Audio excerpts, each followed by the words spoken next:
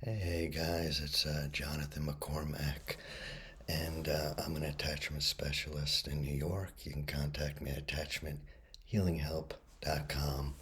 I just want to finish up the deal on the frustrated self. So in part one, I kind of went over of what that's kind of like. And if you experience this, this is common in personality disorders, avoidant people. It's these patterns of energy that kind of come together and they contradict each other. So people will like this, but truly, how you heal is in relationship. It's only in relationship. This is not something you can do by yourself, and it's something that takes years. I mean, it takes like 2, 3 years at best, depending on how severe it is. So ideally, you want to, some of the parts work. I do the ideal parent figure protocol, somatic experiencing, all that is great. But essentially, Dan Siegelman says this: well being, just your well being, depends upon positive emotion, engagement, meaning, accomplishment, and having positive relationships. So if you do get a therapist, you want one that has all those relational aspects. Or if it's not therapist, then whatever relationship you have, that's the ideal.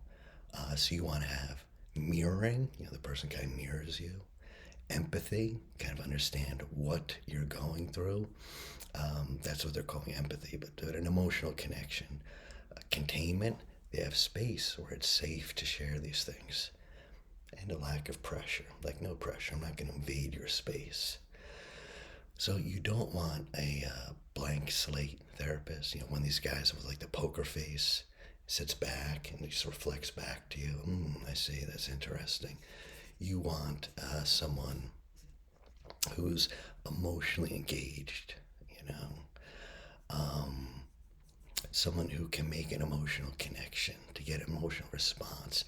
Someone indeed that's even playful. That's actually a huge part of this. Huge part of healing a frustrated self is getting the energy flowing again. And that's often done in play. So, if you go see a therapist, you want someone who's a little playful because they're kind of bouncing off each other. I mean, that's how you're feeling each other's energy. Kind of a little playful, a little not so uh, more spontaneous, and that's really what you want. Um, the problem with that is that's difficult. It feels a lot safer if you can have like a very rigid session with people. You know exactly what you're going to say. You know exactly everything. And often, if you can kind of dehumanize your therapist, kind of push them a little far away. So it's kind of like, I could be talking to a robot. It could be anyone. Uh, yeah. But ideally, you do want that emotional connection. So that means you do have to feel safe to be vulnerable. And you have to see, can you do that? I've had a lot of therapists that were very intimidating, and I wasn't able to. And I've had a lot of therapists that I was just embarrassed to say how bad things were, Uh, um, I had this guy I was really intimidated by, but he was a very well-known guy, rich. His wife was an artist, and his kids were artists too. And I'd ask like, "What'd you do? What'd you do over the week?" He'd be like, "Oh well, I flew to Buenos Aires. I saw the new Chagall exhibit with my family, and then I enjoyed myself. What did you do?" Boy, at this time, what do you mean what I do? Well, not that. I mean, geez. I mean, instead of a family, I went to the kitchen with a bowl and a spoon, and I visited the Weeping on My Cornflakes exhibit, and it was great. It was pretty interesting, a little postmodern. Am I going to be able to share that with someone, or is it just too much shame, too much embarrassment? You know, to heal this frustrated self and attachment disorders, you're going to have to try to find someone that you can be comfortable with, that you can respect, but also you can just, it's more collaborative. Um, that's the type of relationship you want. Um, A big part of this is forming a coherent narrative. So if you talk to people with attachment problems, they have these memories. They're like, but there's no emotional aspect to it. Siegel calls that mental time travel. You talk to them, and they said this sense their life story is just a jumble, just disconnected. What one thing led to the next. Oh boy, I don't know. And if you can't come up with a coherent narrative, you can't have a meaningful life story. Meaning is the other play and meaning are like the two big things. You have to know where you came from, kind of have a story and place yourself in there, and also where you're going. I know I didn't believe this either. This seemed like not very important, but Mary Main, you know, who created a way of measuring attachment and security, found that emotional security is not correlated with a happy childhood. You'd think so. You'd kind of assume that people with not much distress, they would be more secure. And someone who went through a lot of distress wouldn't. That's not it. It actually is correlated with an internally coherent and consistent narrative. And you probably have one of those if you had a lot of people to talk to growing up. If you could freely speak to your mother, father, sisters, friends, and you're able to verbalize these things. And if you weren't, you almost had to disown the emotional aspects of them because you cannot share them. You cannot bring this up. You never got to feel them. So that's going to be part of it, making an emotional narrative. And dismissives and avoidants hate to go back. Why are we going back there? That happened. It's done. We're here now. Why even bring that up? You do have to form that into a narrative. You don't have to live there. You're here. You don't have to go back there. We're not trying to figure out why I'm so messed up. Oh, why did I do this? Because of that, you get lost in a rabbit hole. Like I mean, really, that's not what it's about. It's just about locating yourself and where you came from. This is called reflective ability. And that derives from our ability to mentalize, to notice what we're thinking, how we're thinking. That's what creates the mental maps between self and others, So usually when someone comes in,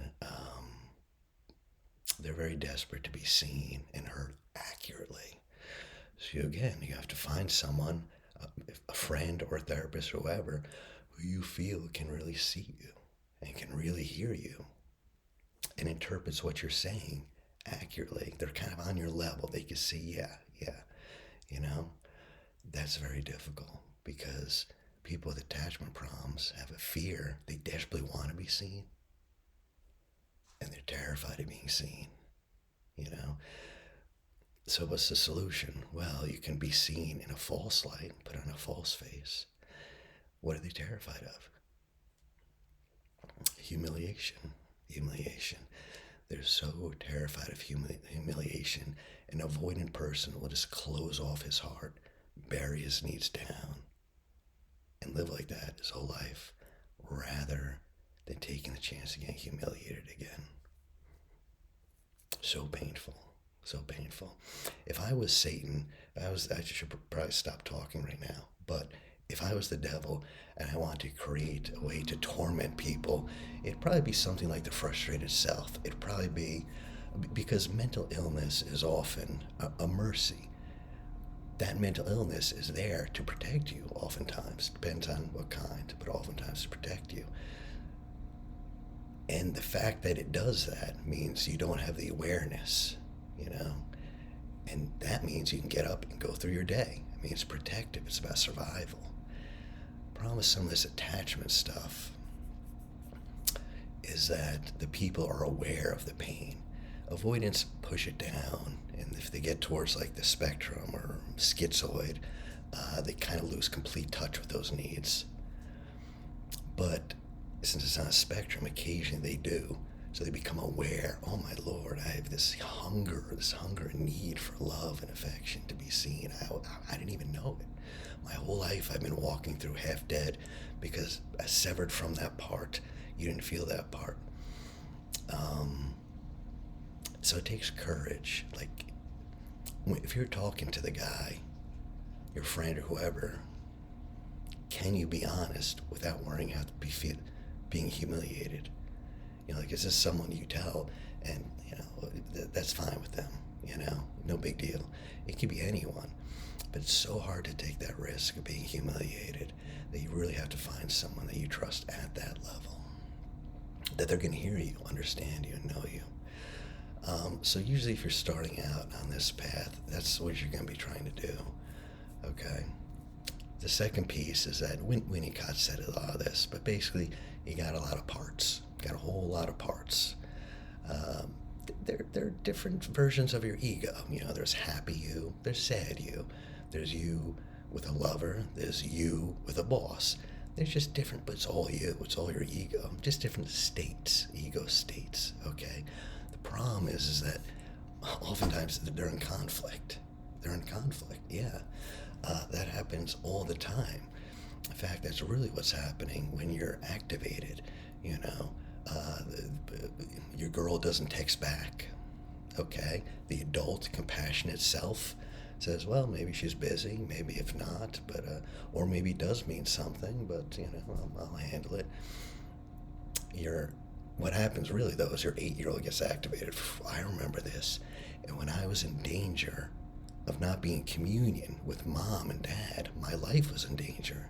Because when you're a child, that connection is survival. And now you have this 8-year-old taking over, basically. And it's in conflict with the adult self, but you feel threatened. You feel like you're going to lose that connection. And you feel like that connection is necessary to survival. It's not just valuable. Like, your survival depends upon it, So you're going to have to kind of get in touch with those parts and harmonize them. Parts work is great for that, where you get in contact with that part and you put that part in contact with your best self. You heal it, witness it. So you start to integrate. You integrate. And that's going on at the same time you're integrating. As you're telling your story, you're narrating. The idea is that to self-regulate emotions, a lot of that has to do with how we process information. And people with attachment issues are really used to taking factual stuff and prying away from emotional. So part of the narrating, it's not just telling your story, it's feeling it, is putting the emotions back onto the story. So you kind of have a continuous emotional self. And basically what you're doing is you're harmonizing the hemispheres, connecting the right side of the brain to the left and developing the right hemisphere. The right hemisphere can relate to others through intuitive ways. In fact, Alan Shore says that the right hemisphere relating between the therapist and the client is the only way attachment issues can be healed. The right hemisphere approach, it's not rational. It's not logical. I know that's what a lot of therapy does. We're going to sit there and figure it out. And no. The right brain is all about visualization. Are you doing any visualizations? It's all about body therapy, somatic, artwork, journaling. That's what the right side's about. And that's what needs to heal. You can't sit there and just endlessly talk about your problems and figure out where they came from. The whole time you'll be looking backwards, whereas we're trying to look forward, Somatic experiences are great. Even Genlin's focusing, which I'll do that actually for this at the end. I'll do like a little meditation. Genlin's focusing. It's just getting in touch with your body, exposing yourself. This is how you're going to get access to your unconscious. You're going to learn to listen to the information coming from your body. Yeah. So, I do somatic IFS, internal family system, and, someone will feel something. They don't know what they're feeling, but there's a sensation, say in their shoulder. And I'll say, okay, get into that feeling. Yeah, if that feeling could talk, that sensation could talk, what is the shoulder trying to tell you?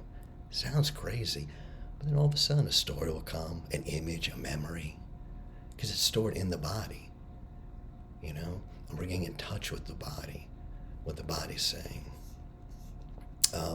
And Dan Siegel's, he's like, listen, therapy needs not just a narrative alone, but at the deeper level, the implicit maps and representations.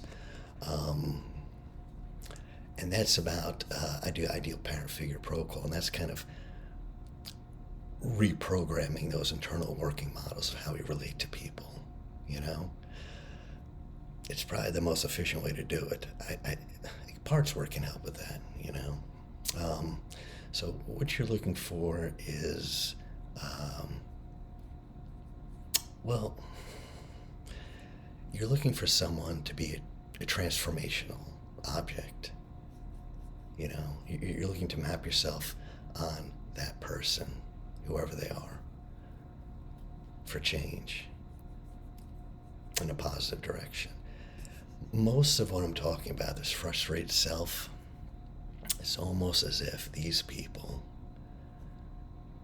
their whole lives, their whole life, is just them reaching out for their mother and not getting a response. And that's how it feels all the time, that I'm in danger, I need my mother, and she's not there. And it's frustrating, and it's almost continuous. It stems from a mother who is unavailable for contact, you know, and this blocks the intrinsic desire to reach out to others, you know, because that didn't work out for you. Well, that has ramifications for all relationships, you know, for affect and energy regulation, for self-formation, for resilience against the environment. And so you can develop a self-frustrating pattern that just replicates that first pattern with your mother, you know, reaching out, not getting what you want. And that kind of sticks, and you can kind of play that out forever.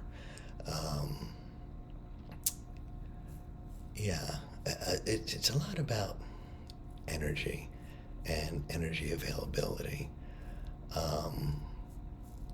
Because like an avoidant or dismissive regulates themselves.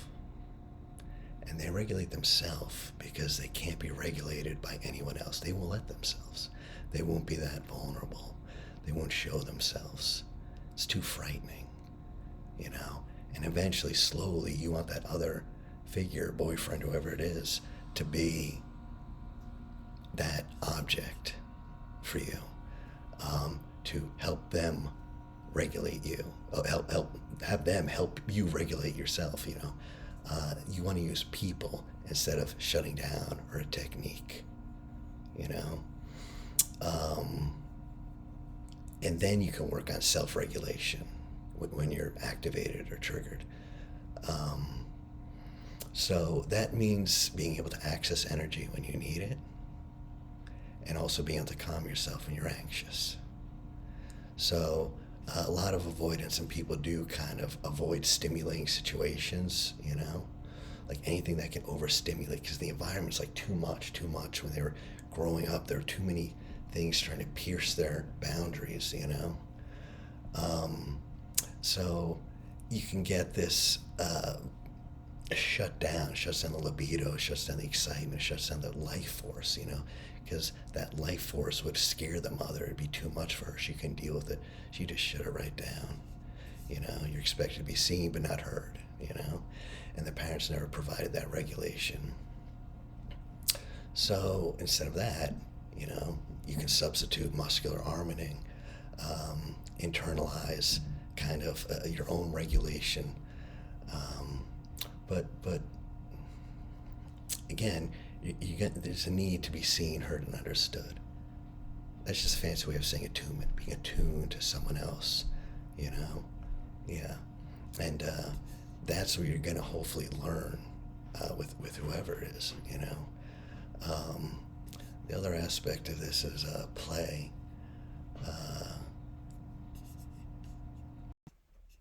Oh, sorry about that, guys. Slight interruption.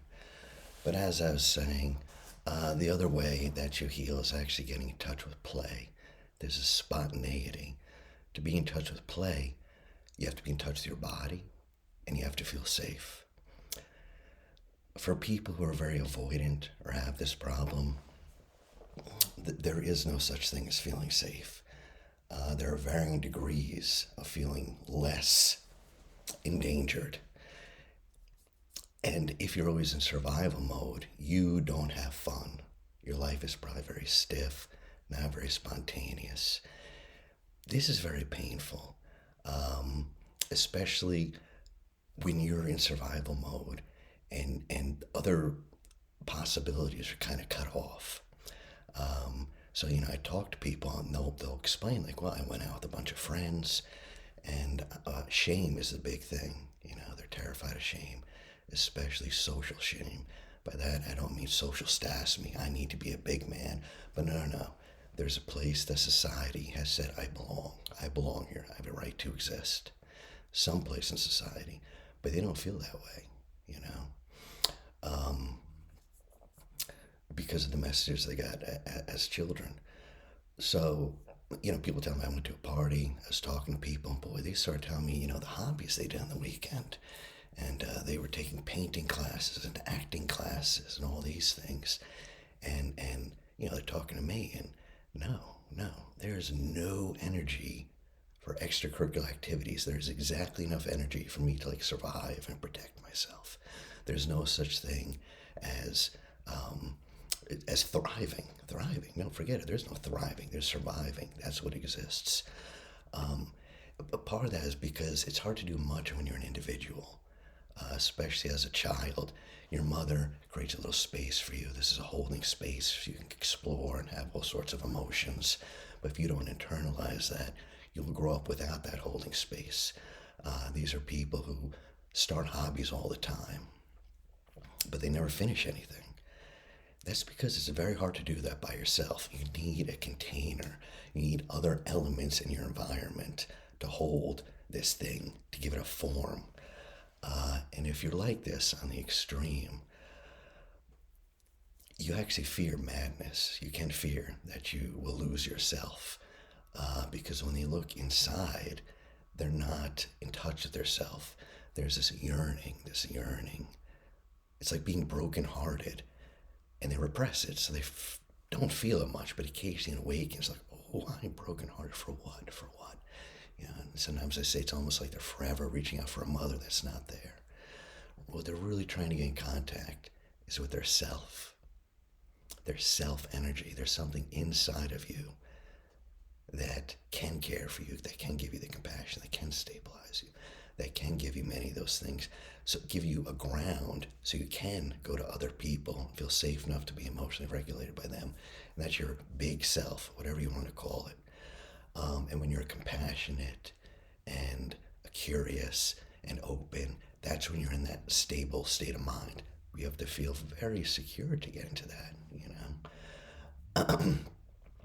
So oftentimes people on the spectrum will explain it's like floating in a void. It's floating in a void. I have no solid ground because I get no feedback on who I am. I throw out little lines, little ropes. Someone hold on to me, someone catch me, and no one holds on. Or they hold on to the rope and they don't get it. So it's in that atmosphere of absence that they live, And these people spend their time frantically looking for anything that would tell them that they exist. They reach out, they find this person, that person doesn't do it. That person doesn't do it. Sex, drugs, anything. They just want to touch something real. And they meet with nothing but their own inner disintegration, because that's where it'll end up, So the best way to deal with that is, find someone who's super secure and loves you unconditionally. Those are hard to come by, so I'd probably just get a therapist. Just get some money, if you can find someone who loves you like that, do that.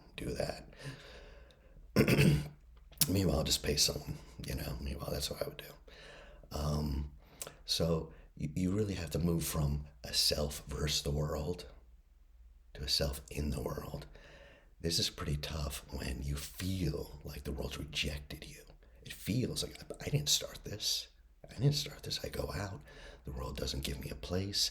I show here I am. No one grabs onto me. No one wants me. The world doesn't want me.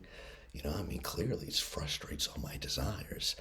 How are you supposed to make peace with that? How does that not feel like a war? You know? And to do that, though, you have to protect your energy. So you have to be able to make boundaries, be assertive, get in touch with your anger. I know this is like, well, yeah, okay, how do I do that? Well, you get in contact with yourself and you repair those wounded children, but there are little techniques you can do and things like that. There's a poem, people get very depressed when they read about this stuff. But there is hope. People do change and you can reach out. There's a poem by John O'Donohue, and he's Irish, so I'm Irish, so automatically it's great. For a new beginning, it says, in out of the way places of the heart, where your thoughts never think to wander, this beginning has been quietly forming, waiting until you were ready to emerge. For a long time it has watched your desire, feeling the emptiness growing inside of you, noticing how you willed yourself on, still unable to leave what you had outgrown. It watched you play with the seduction of safety and the gray promises that sameness whispered, heard the waves of turmoil rise and relent. Wondered, would you always live like this? Then the delight, when your courage kindled and out you stepped onto new ground, your eyes young again with energy and dream, a path of plenitude opening up before you. Though your destination is not yet clear, you can trust in the promise of this opening. Unfurl yourself into the grace of becoming. This is at one with your life's desire. Awaken your spirit to adventure. Hold nothing back. Learn to find ease in risk. Soon you'll be home in a new rhythm, for your soul senses the world that awaits you. Yeah, the ending's a little, but still, I like most of it. And you're becoming congruous with your real desire, owning your desire, getting in touch with that, getting in touch with yourself. A big part of that is meaning. You talk to these people, their lives are very meaningless. That'll depend on the quality of your relationships, but also depend upon your quality of attention. A lot of people with attachment problems have ADHD, ADD, something like that. Gabor Mate says this is almost a type of disassociation from trauma. I'm not as smart as him, I have no idea, but it makes sense to me, that does make sense to me. And the truth is, a lot of times people don't know what they want. They don't know what to put their attention on. Most of the time they're putting their attention on the past and the bad, how things have been. I say, what do you want? I want to feel not depressed. What's the opposite of depressed? Forget about depressed, because your unconscious just hears depressed. And well, how do you want to act around your husband? And they'll start saying like, well, I'd like to be a little more calm. Okay, calm. And because usually what happens is I lose my, okay. That's the past. You lose your temper. Okay, in the past. How do you act now? Well, like I said, calm and not going crazy, because usually that's what happens. They'll start spinning the same story again and again and again. That's where their attention is. It has to be focused. Meditation is great for that. It's also the quality of your attention. Attention to what you love. Attention to whatever matters most in your life. The truth is, you become what you do, and that's whatever you do is almost a psychological, authentic type of worship, which engages our love. You become lovers and you reach out towards the world to reconnect with life. And for that, most avoidants kind of distract themselves because of that grief and emptiness. So a lot of distractions, but to get meaning, the thing has to be charged, and to the degree that you pursue the things you love and value is the degree your life will have meaning and value. It's not about how you live, it's about what you love. And with an avoidance, there's always this frustrated rage, of trying to make contact with this mother, this love, looking around you and this person has it and that person. Yeah, they're not singing and skipping, but also they're not like, they don't feel half dead either. They seem to be enjoying themselves. They're living. Why come I am not? It's that rage, that injustice, Your mind is constantly trying to make contact, and it never is. And you're getting more and more depressed, feeling more and more helpless. So bringing that attention to what you love is going to be one of the main points of the whole recovery process, because this will meet your needs for energy regulation and attunement. Pursuing meaning leads to psychic integration, because you discover meaning, you discover the things that accord with you, by attending to what you love, you become lovers of life. Find the things you love first and attend to those. So I said at the end I'd do a quick meditation just to kind of get focusing. This is a famous thing. You can look up focusing, and it's pretty clear. But so the idea is just to take a moment and just relax. Just settle into your body. Keep your back straight but loose. Your feet firmly on the ground. Yeah. And just start bringing your awareness into your body. In and down. Now we're going to take 3 deep breaths. Going to take a super deep breath. Hold it below the belly. And slowly release.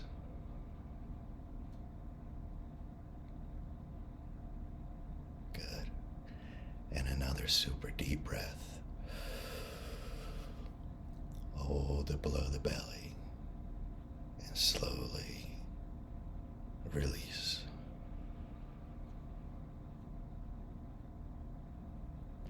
Last one.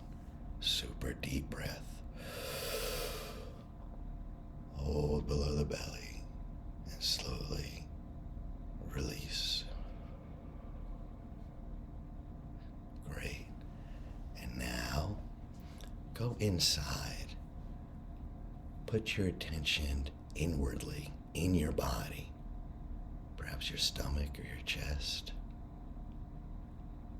and noticing that area, just noticing.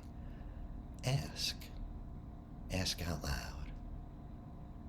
How is my life going? Ask that, even out loud. How is my life going? What is the main thing for me right now? Just say it out loud and just sense your body. Sense your body. Let the answers come slowly from inside the sensations. Don't go inside the sensations. We're just noticing them objectively. We're standing back. We're saying, yes, that sensation's there. I can feel that there. But there's a space between you and the sensation. Ask yourself what else you feel. Yeah. Okay. And from whatever's coming up now, pick one personal problem. Don't go inside it. Just whatever came up when you asked that question. Just pick one, perhaps the one that has the most power. Don't go into that sensation. Whatever personal problem came up, stand back from it. Yeah. There's a lot of parts to that problem. But you can kind of just sense it. Just sense that problem all together right there in your body. Paying attention to where you usually feel things. And get a sense of what all the problem feels like. All the problem. What does that feel like? Just absorb that feeling. It's just a sensation. The sensation of that problem, all the angles. Just see it as a whole. Feel it as a whole. Let it get clear. Let the sensation become more and more clear. Yeah. And there's also an unclear part, though, that you're just not certain about. You don't know what that is. You can't identify it. Focus on that. What's the quality of this unclear felt sense? It feels like, just allow a word, a phrase, or even an image to be communicated from that felt sense. You feel, you're not sure what you're feeling. Just let a word come up. It could be anything. Tight, sticky, scary, stuck, heavy, jumpy. Some image. Just stay with this unclear sense. It's tied to this problem, this unclear sense. Stay with it. Stay with it. And just be with it until something fits just right. Yeah. So now, some word will have come up or an image, and you might not even know what that has to do with the sensation, but your mind is giving you this image, your mind has communicated this to you. And now, go back and forth between the image or word and the sensation. Feel the sensation in your body, and then go to the word or the image that you associate with it. See if they resonate with each other. See if there's a little bodily signal that lets you know there's a fit. Does that word or phrase or image fit with that sensation in your body? Does it feel right? And if not, let the felt sense change. And if it does, and also the word or picture, let it change, let it all change until they feel just right in capturing the quality of the felt sense. Yeah, stay with that. And now bouncing between the image and the word until you get something that felt just right, some congruence. A word that does explain that sensation well, or an image. Now ask, what is it about this whole problem that makes this quality, the quality that you just came up, the image, what is it about this problem that makes it feel that way? Sense that quality again, freshly, vividly, not just remembering it, bring it up right now, that sensation that came up. Yeah, you can even put your hand there on that sensation, you can feel in your body, tap it, touch it. What makes this whole problem so sticky, heavy, whatever it is? Ask that, what makes this problem so sticky? So whatever it is, what is this sense? And if you get a quick answer without a shift in the felt sense, just let that answer go by. Keep returning your attention to the body. Freshly find that sense, and ask again, what makes this whole problem so panicking, whatever it is? What makes this problem like that? And just wait, and wait until there's a shift in that sensation. And now you're receiving, and you receive whatever comes with a shift in a friendly way. You appreciate it. And you stay with this a while. Even if it's only a slight release, it might be a release, you'll feel a shifting. Whatever comes, that's only one shift, there'll be others. You'll probably continue after a little while. But just stay here.